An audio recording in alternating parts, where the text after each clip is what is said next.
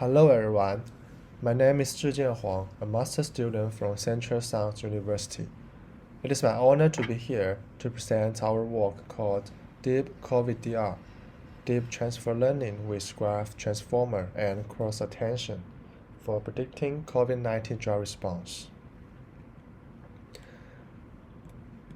First, I want to introduce how we use deep learning to predict the drug response. As we know, the traditional methods of drug response prediction rely on expensive and time-consuming experiments. And the deep learning can help us to build a computational model to solve these problems. After we train the model, we can just input the drug features like chemical structure and input the cell line feature like gene expression. Then, the computational model will mine the information of these features. At last, it will output the result of IC50 value, or if the cell line is sensitive or resistant to the drug. The different types of the results depend on the label of training data. Actually, most of computational models of drug response prediction are about cancer, because cancer is one of the most intractable diseases, and it has enough data. However, SARS-CoV-2 is the most pathogenic human coronavirus ever discovered. It is also very important to predict their drug response. So, our work focuses on building a deep learning model to fully utilize existing data to predict the SARS-CoV-2 drug response. We collect the SARS-CoV-2 dataset from Zhijian's work. There are 380 drugs and one cell line. At the same time, we also collect a cancer dataset from GDSC2, and there are 198 drugs and 809 cell lines. Compared to the cancer, we can obviously see that the amount of COVID-19 drug response data is very limited. And if we want to use deep learning to predict the COVID-19 drug response, the data secrecy is a problem. So how can we use deep learning to predict SARS-CoV-2 drug response? In our work, we try to use cancer datasets and propose a new deep learning method to help predict the SARS-CoV-2 drug response. In order to decide our methods, here are the three aims we need to achieve. Solve the problem of COVID-19 drug response data limited. Mine the information of drug and cell line. Calculate the interaction between drugs and cell lines. Then is the methods. After analyzing the dataset, we found that there are 11,793 gene expression values in both SARS-CoV-2 cell line and cancer cell lines. Sometimes similar phenotypes can be observed in the different cells due to changes in the same gene activity. And all the drugs have chemical structure. So, according to the principle of similarity, similar molecule structures may work on the same genes.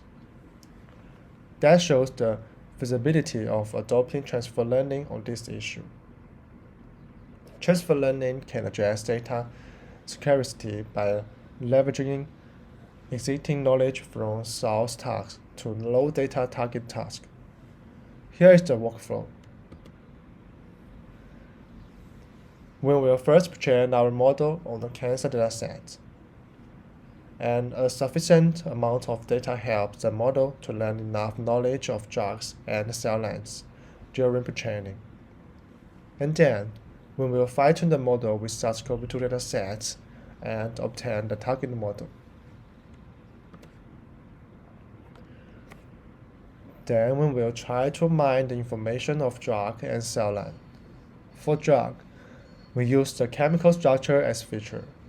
We first use the DMPNN to aggregate information from neighboring atoms and bonds, and then the node embeddings are fed into a transformer encoder to obtain the embedding of the drug. For cell line, we use gene expression as feature. We get embedding through a 5-layer DNA network. At last, we try to calculate the interaction between drugs and cell line. As we know, the drug on different cell lines will produce different reactions, so it is not enough to just obtain the embedding of drug and cell line themselves. We need to try to consider the interactions. So we introduce the cross-attention module based on the transformer encoder. The inputs of the cross-attention module are the drug nodes embedding, named HD, and the broadcasting cell line embedding, named HC. The transformer includes a multi-head attention layer, which consists of several self-attention layers, which takes the keys, the queries, and the values as inputs to calculate the scalar dot product attention. So the first step is to stack the HD and HC to obtain the query, key, and value. Then we use the query, key, and value to calculate the output of the multi-head attention layers. Here we only show the result of one head. In the process of calculating attention, we can see that the cross-attention module allowed us to calculate the effect of each atom in the molecule and corresponding cell line. And we obtain another drug embedding and cell line embedding.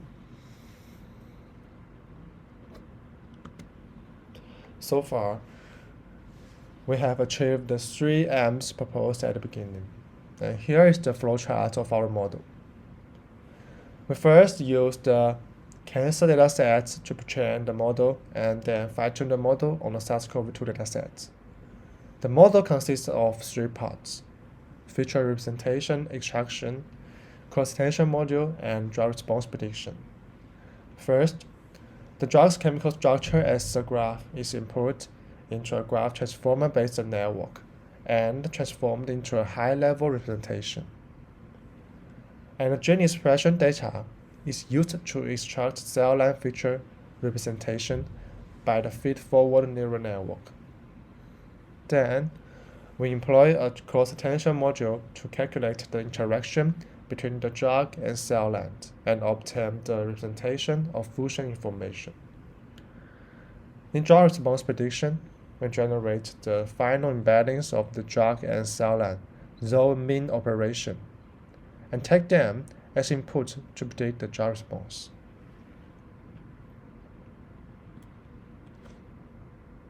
Then is the result. Let's look at the evolution measure. We have 2 types of experiments, including regression and classification. For regression, we use PCC, SCC, and RMSE. For classification, we use AUC, AUPR, ACC, and F1 score. And this table shows the performance of DeepCoVDR and the baseline methods on regression experiments. It should be noted that the DeepTTA is the state-of-the-art method on cancer drug response prediction. Among the 8 methods, DeepCoVDR outperforms other methods, including the DeepTTA, and it achieved the PCC of 0.942, SCC of 0.881, and RMSE of 0.509. And we can also find that the methods based on the deep learning, including DNN, GCN, GAT, DeepTTA, and the DeepCoVDR, perform better than the methods based on traditional machine learning. That shows deep learning has the ability to discover complex information in high-dimensional data. This figure shows the p-values of PCC and SCC between each method and other methods. The p-value between DeepCoVDR and other methods is less than 0.05, which proves the credibility of our experimental conclusion, and so that the improvements of the DeepCoVDR has statistical significance. Next is the classification experiments. In order to prove the classification performance of our model, we used the TSNE to visualize the classification results of DeepCoVDR. As shown in figure A, B, and C, the green and blue dots respectively represent the drugs with and without antiviral activity in our dataset. It can be clearly seen that with the increase in the number of training inputs, the dots representing different types of samples are gradually distinguished, and the dots of the same type are gradually gathered. This represents that our model can extract and distinguish the hidden knowledge in features. And let's see the figure D and figure E. The figure D shows the ROC curves of the DeepCoVDR and other baseline methods, and more results are shown in figure E. DeepCoVDR outperforms other baseline methods by achieving higher AUC of 0.954, AUPR of 0.956, ACC of 0.962, and F1 scores of 0.946. From the above results, we can see that the DeepCoVDR has reached the state-of-the-art of all comparison methods, demonstrating the superiority of the DeepCoVDR when performing classification tasks. And here is the performance comparison of DeepCoVDR and the advanced methods on cancer datasets. Before we use the SARS-CoV-2 datasets to predict the drug response, we first train the DeepCoVDR on the cancer dataset. To demonstrate the high performance of DeepCoVDR, we compare the performance of our model with some advanced cancer drug response models on the cancer datasets. As shown in the table, DeepCoVDR achieves the state-of-the-art performance on PCC and SCC among the existing models, where the DeepTTA is the state-of-the-art transformer-based methods, and the highest PCC of 0.946 and SCC of 0.935 proves a strong agreement between the observed and the predicted IC15. And the high performance on the cancer dataset shows our model has strong generalization ability. To test the DeepCoVDR's ability of repurposing, we compare the DeepCoVDR with COVID-VS1 and COVID-VS2 on the same reframe active datasets, which contains 17 identified reframe actives. There is no overlap between the reframe active dataset and our SARS-CoV-2 dataset. The result is shown in figure. Among the 17 compounds, 15 got predicted scores more than 0.08 by DeepCoVDR. It is about 82% of all reframe actives.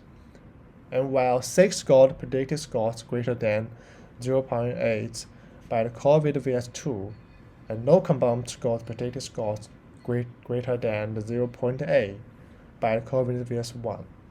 The results demonstrate that our method has a strong ability to screen anti-SARS-CoV-2 drugs. And finding potential targets from existing drugs is still an important way of finding a drug that can treat SARS-CoV-2.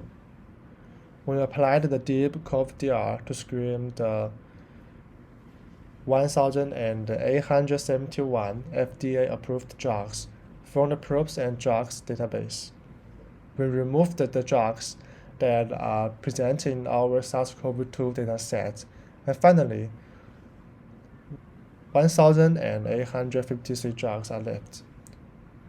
To improve the performance, we integrated 5 models, the ECCB technique, and used the ECCB model for screening. To verify the reliability of the prediction results of DeepCoVDR, we conducted a search on the top 100 compounds and found that at least 11 compounds have been proven effective against the SARS-CoV-2 in previous studies. The results showed on the table. At last, to further investigate the importance of the components, including transfer learning, graph transformer framework, gene expression, and the cross-attention module, we decided 4 variants of DeepCoVDR and conduct ablation experiments. The results are shown in table. The experiment on the node transfer shows that transfer learning can successfully transfer the knowledge of drugs and gene expression variants from cancer to predict the COVID-19 drug response. The performance of node graph transformer shows the importance of graph transformers in drug information mining. And when we remove the gene expression variants, the degradation of model performance indicates the information on the cell line is useful for prediction, and the experiment on no cross-attention demonstrates the cross-attention module is effective. Last is the conclusion. We proposed a novel deep learning model to predict the COVID-19 drug response based on the graph transformer, cross-attention, and transfer learning. And the DeepCoVDR achieves the state-of-the-art performance in all metrics according to the comparison experiment results of regression and classification tasks. DeepCoVDR can repropose existing drugs for the treatment of SARS-CoV-2. That's all. Thank you for your attention.